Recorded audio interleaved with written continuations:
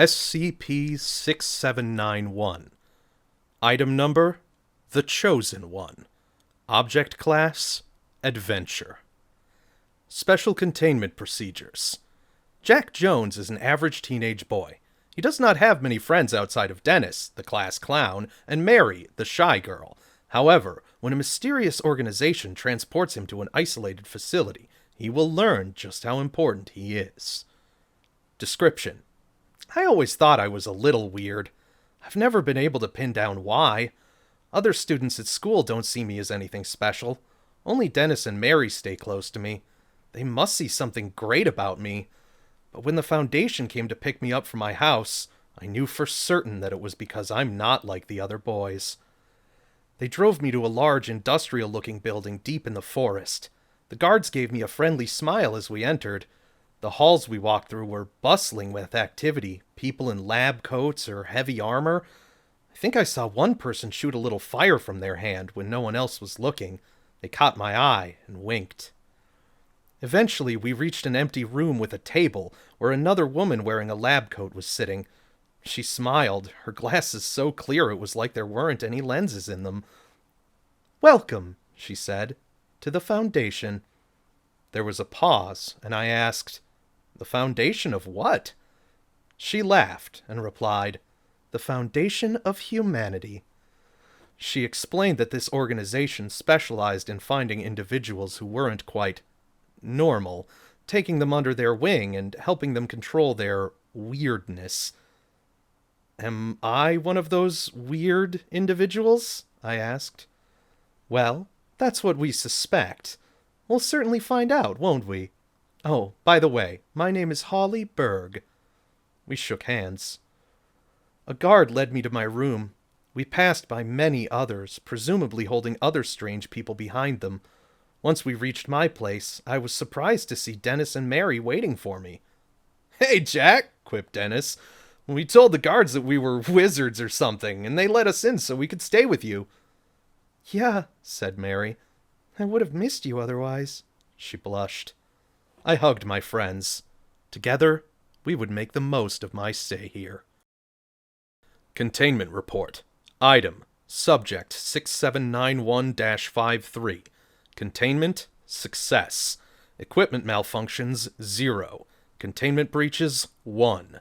Affected personnel: 108.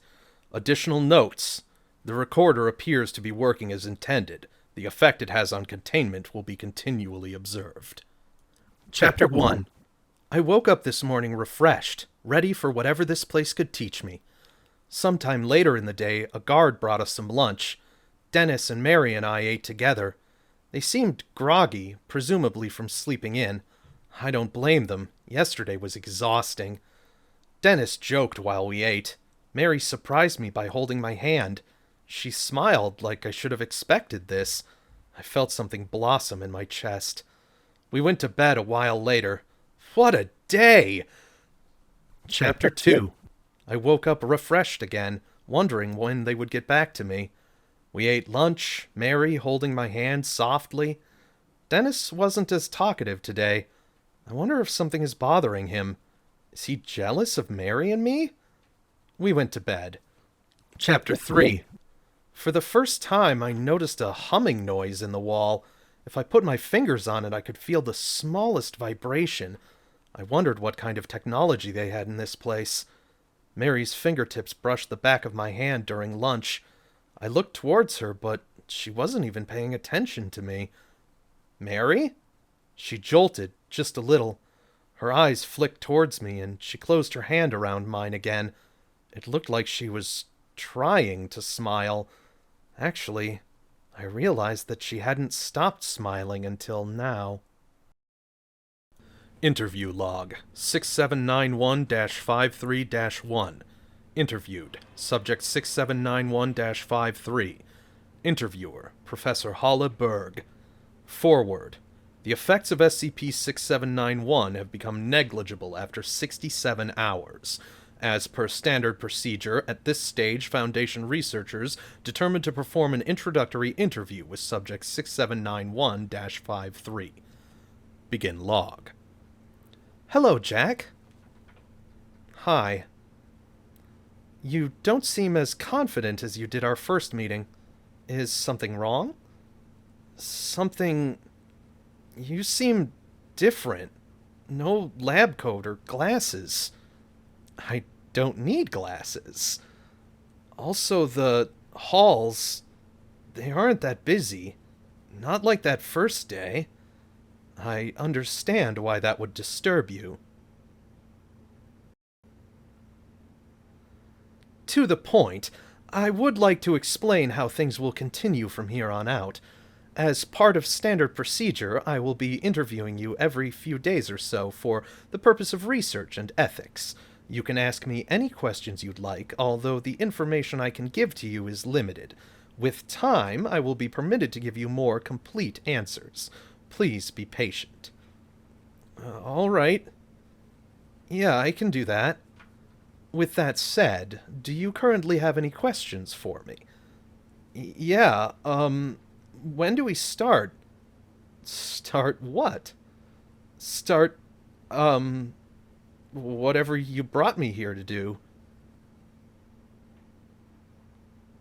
We have been setting up testing procedures. I can't tell you anything else right now. Okay. Do you have any more questions? No. Okay. Now, I have some questions for you. Would you like something in your containment chamber to keep you occupied? No. Okay, next question.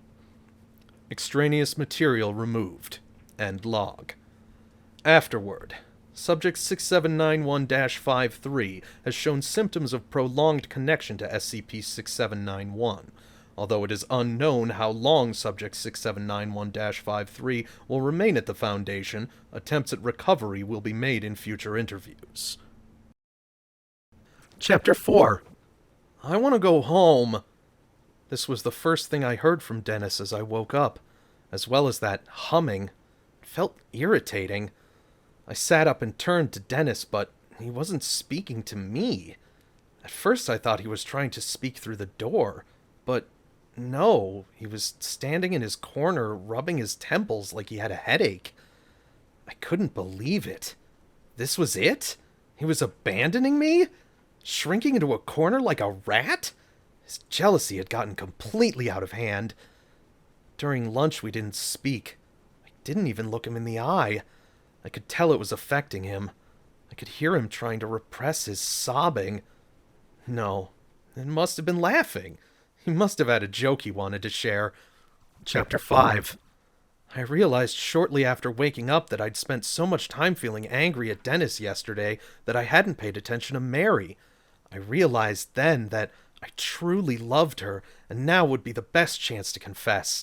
I could feel our connection, see us together for the rest of our lives. That's what Dennis couldn't understand. I hopped out of bed and approached Mary. She was still lying on the floor, but when I got close, I could see she was awake. "Mary," I said, "I have something to tell you." Mary took a deep breath and let it out with a whoosh. She stood up, rubbed her lower back, and then turned to face me. I could see bags under her eyes. Was she awake all night thinking about me?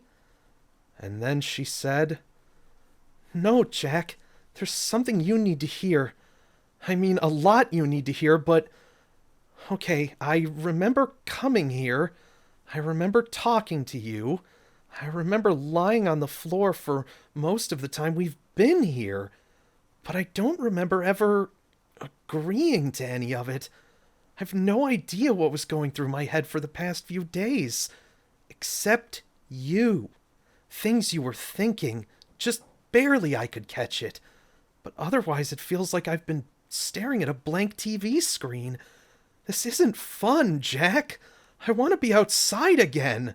There's nothing for us here.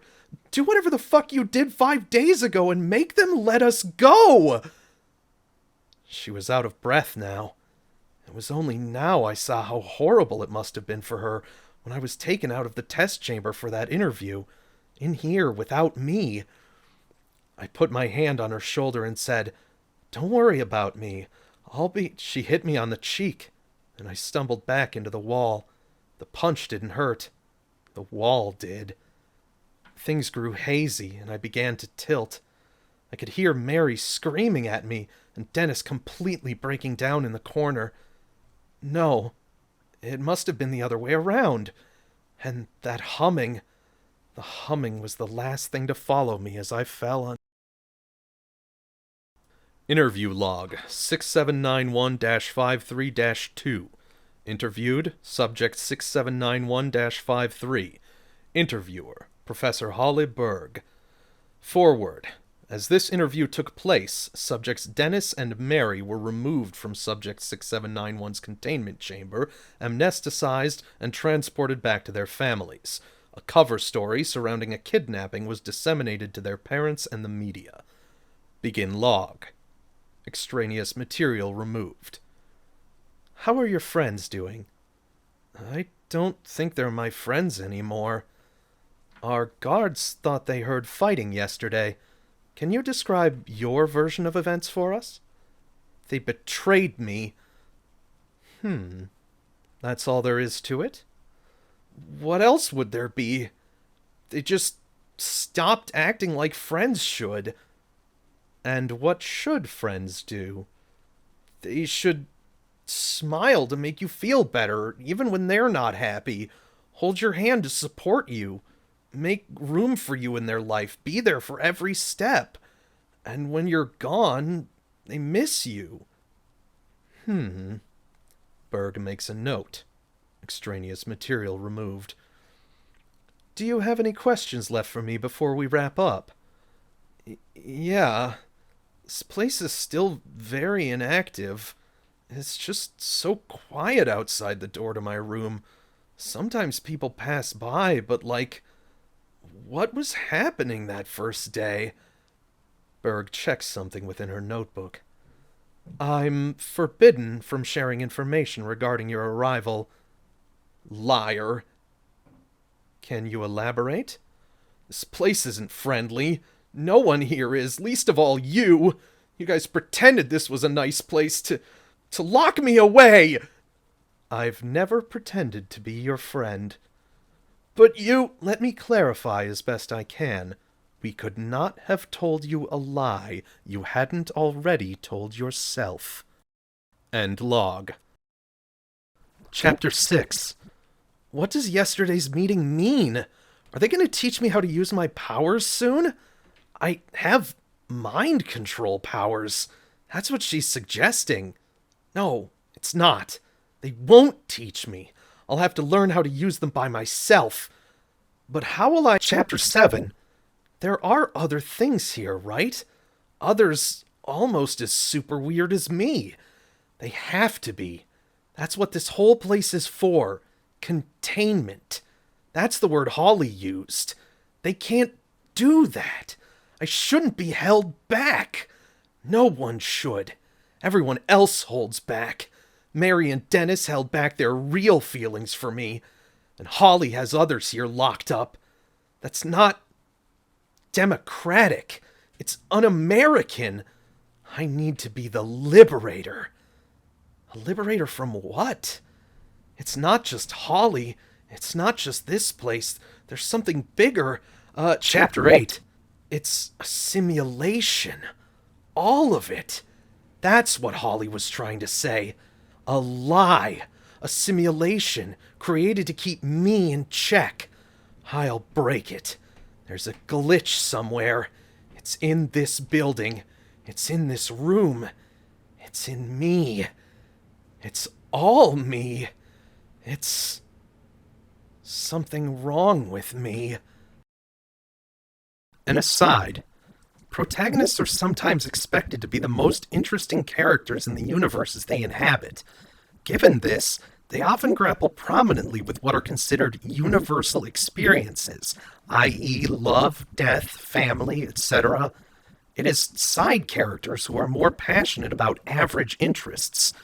Consider the amount of eccentric scientists, quirky artists, and wise old professors who tag along with the main character.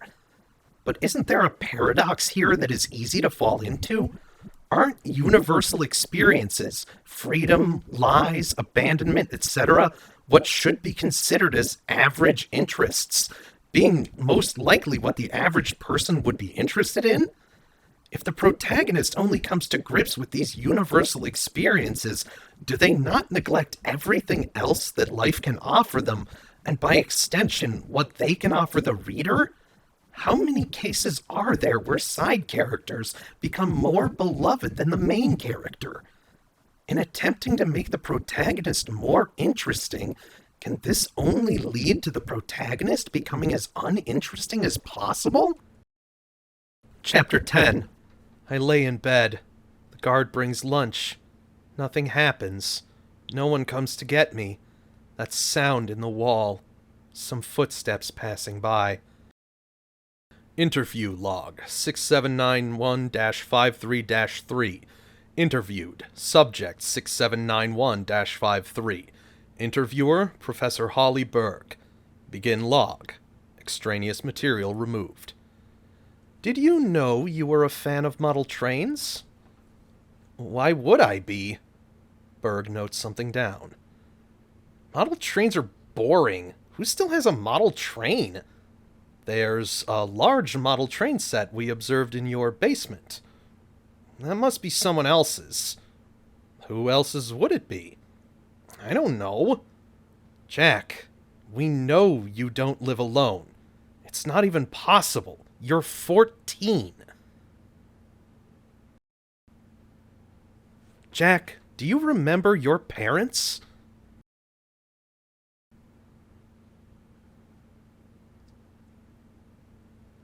I'm trying to establish what you think you know, Jack. What about Mary and Dennis? What about them? How long do you think you've known them? My whole life. Friends forever until I did something, I guess. Dennis only joined your school a year ago. There's no evidence that you ever spent time with Mary until recently. No, I remember we...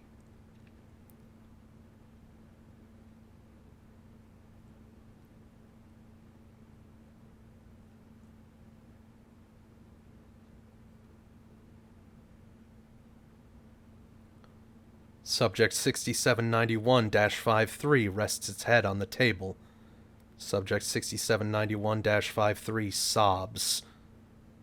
What's important about me?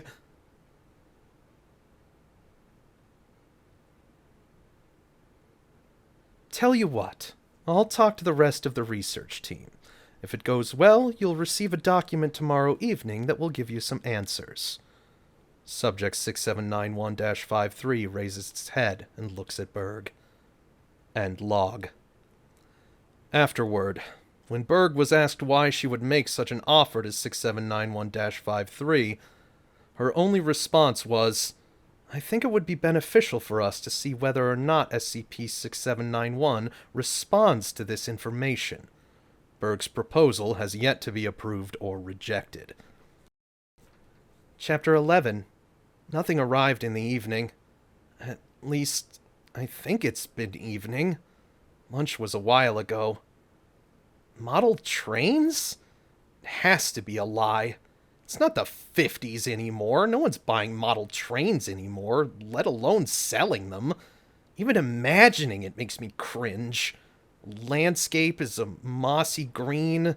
Houses are empty. All those little model people.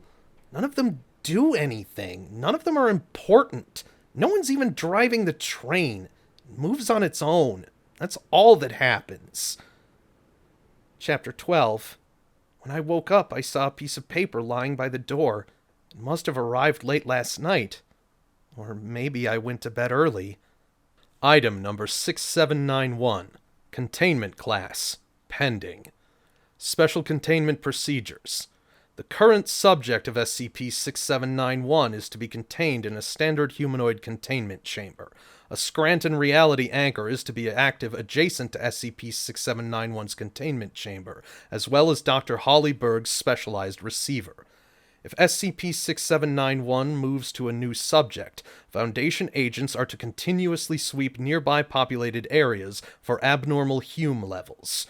Once the new host of SCP-6791 is located, personnel within the nearest Foundation facility are to make preparations to ensure that no incidents take place while SCP-6791 is being escorted to the premises. When preparations are complete, agents are authorized to act.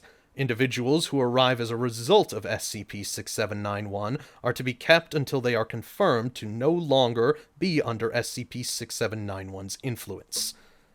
Description: SCP-6791 is a non-corporeal and parasitic entity. SCP-6791 pairs itself with individuals for various lengths of time, primarily within the cranial area of the current host, known hereafter as Subject 6791. SCP-6791's foremost effect is slightly lowering the Hume levels within and around Subject 6791. While reality cannot be significantly altered within these conditions, SCP-6791 is capable of making incremental alterations to the neurology of both Subject 6791 and nearby individuals Subject 6791 is aware of. This manifests as behavioral changes within all subjects involved. These changes can become evident almost immediately, but will take an increasingly longer time to wear off in proportion to how long a subject is exposed. While it is not Subject 6791 who is consciously manipulating reality, the behavioral changes to other individuals often reflect the desires or beliefs of Subject 6791. However, Subject 6791 is also the most affected by SCP-6791, with extreme cases leaving evidence of trace neurological degradation. The results are primarily a loss of interest, personality, and empathy. If exposed for long enough, alterations to Subject 6791's neurology can be permanent. SCP-6791 appears instinctive rather than intelligent. While SCP-6791 is assumed to be capable of understanding spoken language, it does not respond to any attempts at communication. SCP-6791, given time, will always begin searching for a new host. However, testing has revealed that SCP-6791 often leaves the current host quicker if they are in Foundation custody. It is yet unknown if this is required for SCP-6791's survival, or what resource SCP-6791 gains from its hosts. Under Foundation surveillance, SCP-6791 has had 53 known hosts. Dr. Berg's recording device is able to pick up micro-fluctuations stemming from SCP-6791, which have consistently been translated into comprehensible messages. These often take the form of descriptions of daily events. However, given how difficult it can be to communicate with Subject 6791, it's unclear if this inner monologue is that of SCP-6791 or of Subject SCP-6791. Chapter 12. 53 isn't even an interesting number. Chapter 13. The door to my cell was hanging open. I left, wandering through the halls to see if I could find anyone. I thought they had been unpopulated before. Now I couldn't find a single person. Not at the desk, not in the lounges, nobody in the other cells, though they were all in different shapes and sizes and held all kinds of shocking objects. Not even the security cameras appeared to be watching me, though I guess I have no way of knowing. As I walked, wallpaper appeared on the wall. It was ugly, striped a muddy green and yellow. I saw a few photos framed on the walls of skies and starry nights. I wondered when the people here had finally decided to decorate. Finally, I came to a room outside of which sat a massive pile of assorted things. Magazines, photo albums of people I didn't know, small train tracks, a box of matches. I would have walked around it if I hadn't heard movement from inside. Squeezing past and peeking through, I could see someone pacing back and forth on the opposite end of a table with a chair. The room was otherwise empty, though 2 of the walls had gaping holes that opened up to flat cement faces. I entered. Interview log. Interviewed, Jack Jones. Interviewer, SCP-6791. Begin log. Hello? And I entered, but no one was there. Hello? Can you hear me? That is when it truly set in. I need you to listen, please. It was only me. I am alone forever. An individual only has themselves at the end of the day. I think, therefore I am, therefore no one else is. I just... Perhaps it is for the best to be wandering these corridors forever, finally alone with this constant state of wondering, of claustrophobia. Jack is silent, collapsing into the chair at the table. This is for the best. What have I to learn from others? What have I to learn from myself? I wish I knew who you were. I wish I knew who I was. All one can know is what they don't know. I treated Dennis and Mary differently than I treated Holly.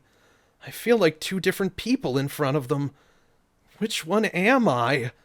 Are Dennis and Mary different people when they're away from me? Are they happier?